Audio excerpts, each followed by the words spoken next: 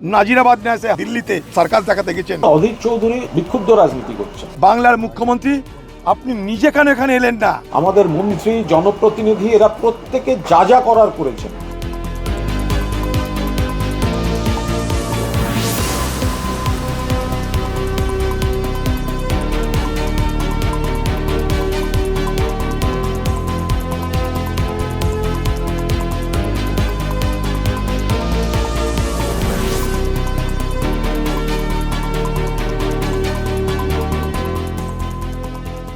আর কত মানুষকে বাংলায় প্রাণ দিতে হবে আপনাকে আপনার হৃদয়বৃত্তি জাগানোর জন্য আমাদের জানা নাই, কিন্তু আপনি যে নিষ্ঠুর, অমানবিক, হৃদয়হীন, আপনি প্রমাণ করে দিলেন।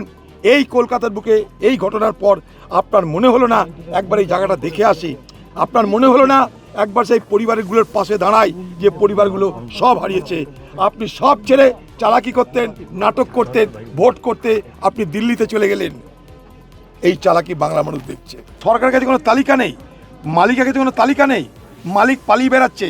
সেই মালিক কোথায়, কি করে হলো, তদন্ত কবে আমরা কেউ জানি না।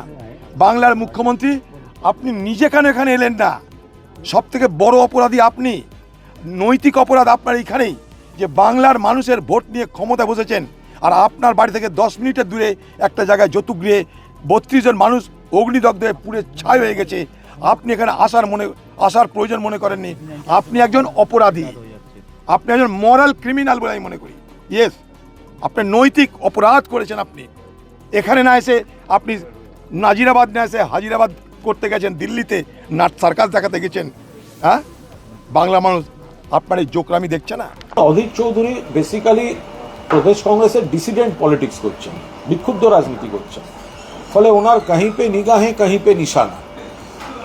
ওখানে যা যা করার সেদিন থেকে মমতা বন্দ্যোপাধ্যায়ের নির্দেশে রাজ্য পুলিশ প্রশাসন, আমাদের মন্ত্রী, জনপ্রতিনিধি এরা প্রত্যেকে যা যা করার করেছেন।